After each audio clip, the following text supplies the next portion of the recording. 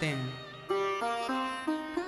पहाड़ उठाते हैं ना भगवान जी, गोवर्धन क्यों उठाए भगवान, गिरिराज जी को क्यों उठाए? क्योंकि सभी पहाड़ों का प्रतिनिधित्व कोई करने वाला है तो भगवान गिरिराज जी करते हैं। भगवान एक पर्वताकार हैं।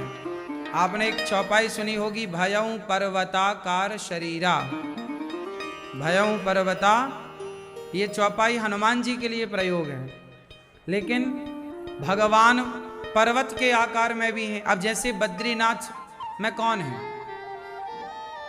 बद्रीनाथ जी में नर नारायण भगवान की पूजा होती है, तो नर नारायण वहां कोई मूर्ति थोड़ी है, वहां नर एक पर्वत है और नारायण दूसरे पर्वत हैं। आमने सामने जो दो पर्वत हैं वही नर नारायण के रूप में बद्रीनाथ जी में पूजा उनकी होती है। तो हमारे यहाँ जो शिला है, इसलिए हमारे यहाँ जो भगवान अधिकांश मंदिरों में विराजते हैं ना, वो शिला रूप में भगवान की प्रतिमा होती है। शिला होती है ना, पत्थर की मूर्ति होती है। तो हमारे यहाँ पत्थर की मूर्ति प्रतिष्ठित करने की परंपरा है। हर मंदिर में अधिकाधिक पत्थर की ही प्रतिमा होती है। और हमारे यहाँ गिरिराज जी की पूजा होती है।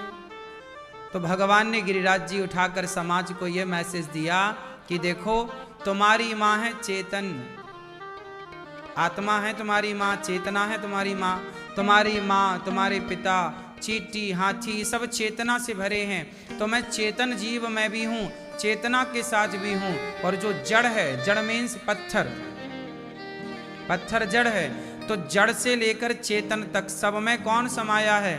भगवान। तो गिरिराज जी भगवान ही गिरिराज जी बन करके पधारे हैं। भगवान गिरिराज जी के रूप में आज हम कलिकाल में दर्शन कर पा रहे हैं गिरिराज जी का। इसलिए कोई आदमी ये कहे कि ये तो पत्थर की मूर्ति है, इसमें क्या फूल चढ़ाते हो, इसमें क्या माथा झुकाते हो? हाँ, हम यही लोग तो हैं कि हम चेतन में भी ईश्वर को देखते हैं और जड़ में भी ईश्वर को देखते हैं। हम किस में ईश्वर को देखते हैं? दोनों में, जड़ चेतन जग जीव जत सकल राममय जान, सब में ईश्वर है। हम कितने भाव से भरे हुए संस्कृति में प्रकट भये हैं, पैदा हुए हैं कि हमारे यहाँ पत्थर में भी ईश्वर को देखा जाता है। जब पत्थर में ईश्वर को देखा गया तो फिर कौन सी चीज बची जिसमें ईश्वर को ना देखा गया हो? जब कह दिया गया कि आकाश से ऊंचाई, यदि हम ये उपमा दे दें कि वो इतना ऊंचा है, आकाश से ऊंचा है, तो फिर इससे बड़ी कोई उपमा बची? अब ऊंचाई की उपमा क्या है? सबसे बड़ी उपमा क्या है? आकाश से ऊंचा क्या? इसलिए अब सारी उपमाएं खत्म है ना। पाताल से गहरा क्या? अब सारी उपमाएं नीचे की खत्म। उसी तरह जब कह दिया गया कि मूर्ति में भगवान, तो इससे आगे की सारी बातें खत्म। मूर्ति मीन्स पत्थर में भी ईश्वर। तो जो पत्थर में ईश्वर देख पा रहा है, सोचिए सनातनी कितना साधक है कि वो शिला में, पत्थर में भी ईश्वर को देख पा रहा है। मतलब कितनी दूरबीन जो ना देख पाए, माइक्रोस्कोप जो ना देख पाए, वो भक्त का भाव देख लेता है। देखिए, मतलब मशीनें तो आज बनी है ना, मशीनें तो आज काम कर रही हैं, लेकिन हिरण्यकश्यपु नहीं देख पाया। हिरण्यकश्यपु बोला ये खंबा है, पर प्रहलाद जी बोले नहीं, जिसे आप खंबा कह रहे हैं वो भगवान है। और जब प्रहलाद जी ने कहा कि ये भगवान है, तो प्रहलाद के वचन को गलत करने के लिए हिरण्यकश्यपु ने उस पत्थर को तोड़ा कि देखूं यदि तेरा भगवान है तो निकलेगा क्या।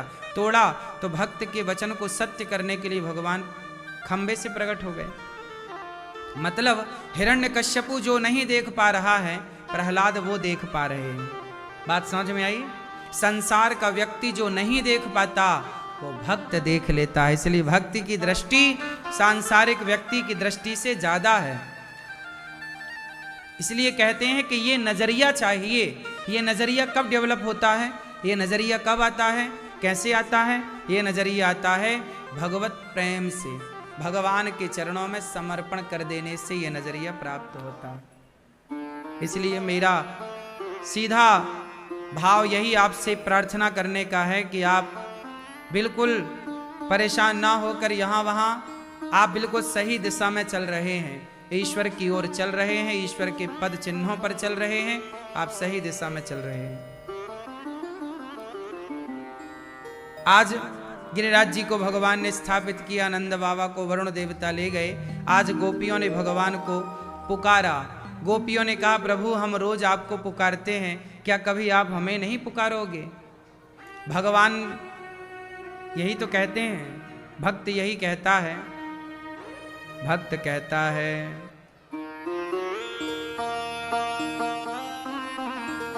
मैं रोज तेरे घर आता हूं, मैं रोज तेरे दर, कभी तुम भी मेरे घर आया करो।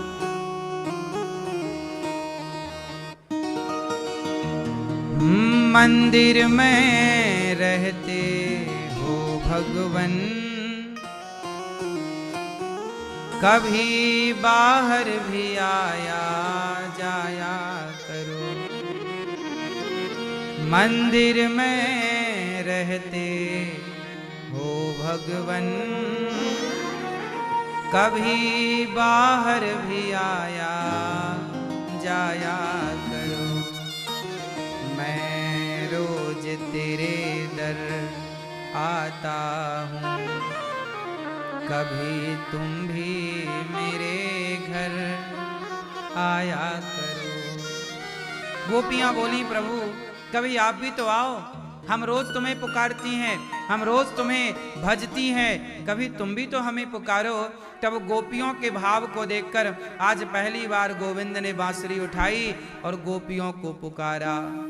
राधा, ललिता, विशाखा, चंपकलता, तुंग विद्या, सुदेवी, भगवान पिता रात्रि,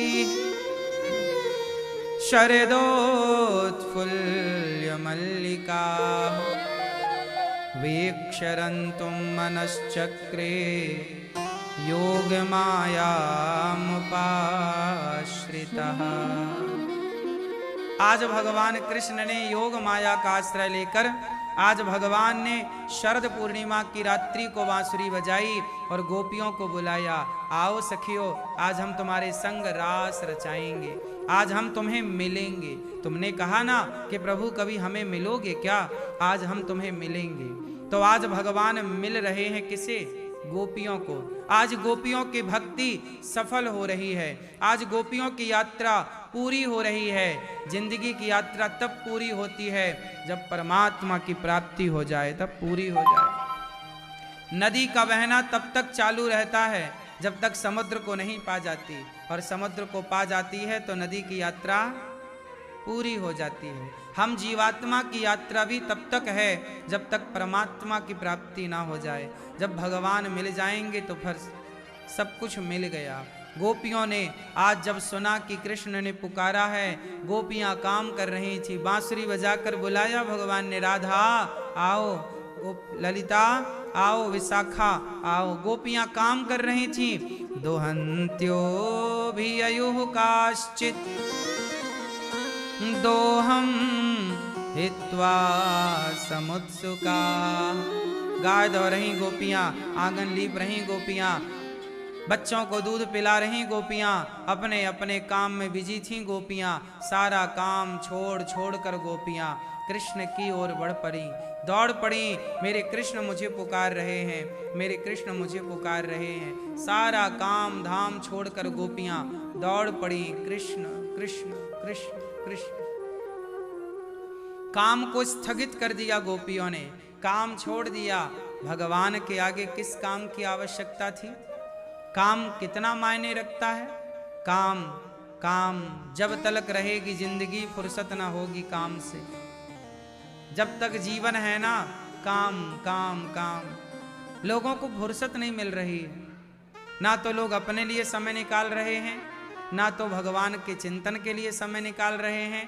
और ना बच्चों के लिए, परिवार के लिए समय निकल रहा है। पता नहीं व्यस्तता कहाँ है, किसके लिए व्यस्त हैं ये भी तो नहीं पता।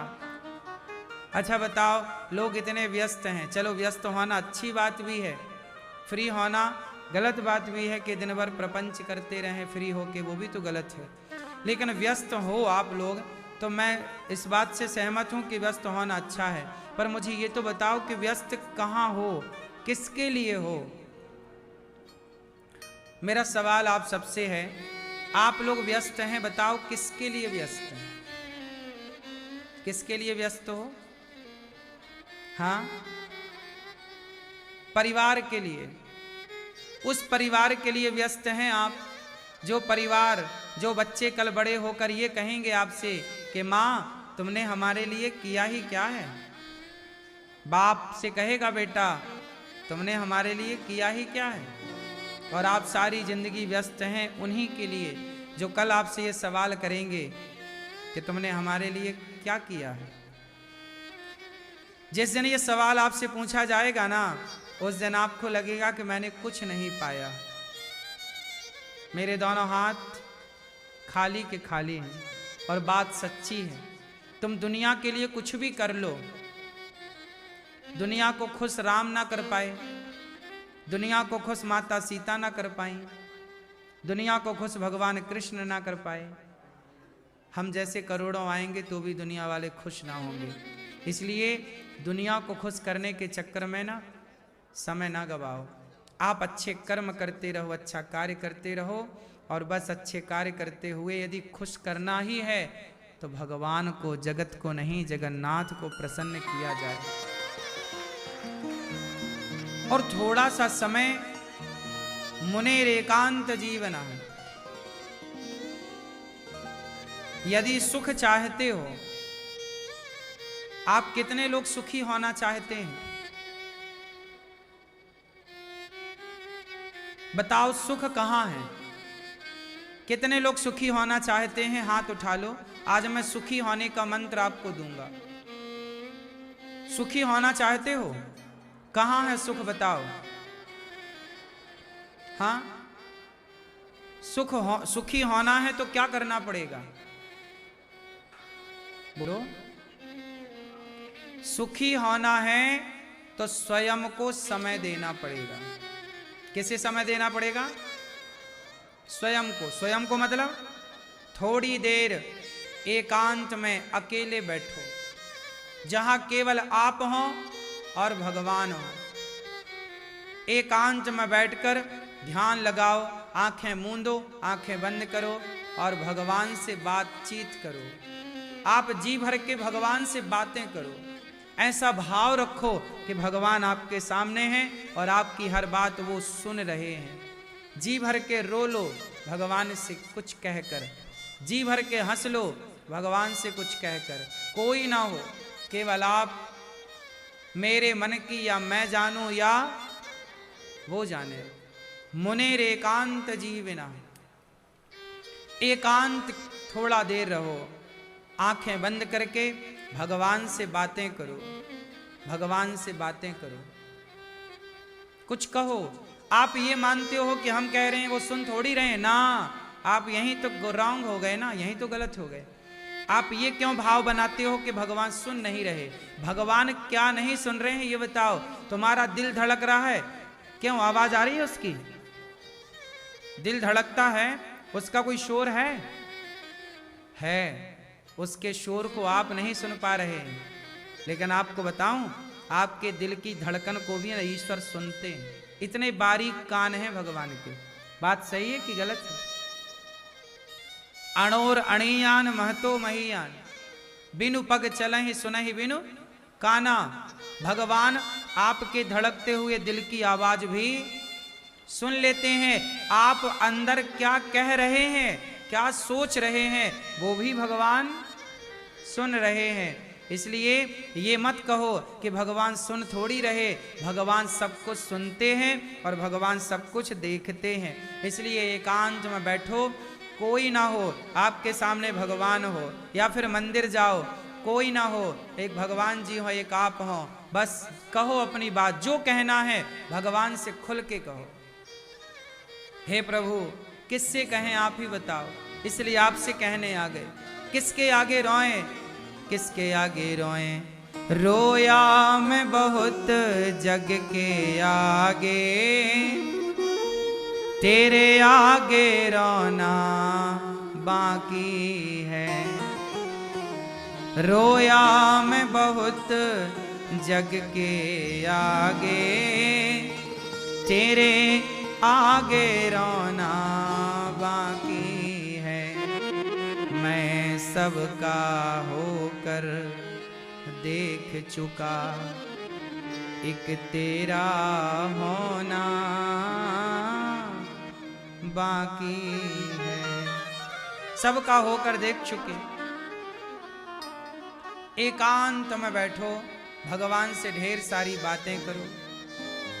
सुखी होना है तो भगवान से बोलना शुरू करो, बातचीत शुरू करो, चिंतन भगवान का करते हुए। फिर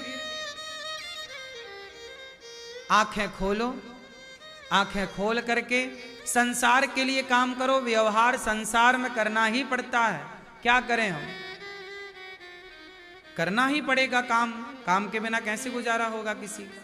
सब कुछ करिए पर थोड़ा ध्यान करिए भगवान का, संबंध भगवान से मजबूत करिए। फिर पहला काम की भगवान से बात करिए। सुखी होना है तो ईश्वर से बात करिए। दूसरा, सुखी होने का दूसरा मंत्र है, किसी से कोई उम्मीद मत करिए। सुखी होना है। श्रीतिकामे लाकुचे मंडल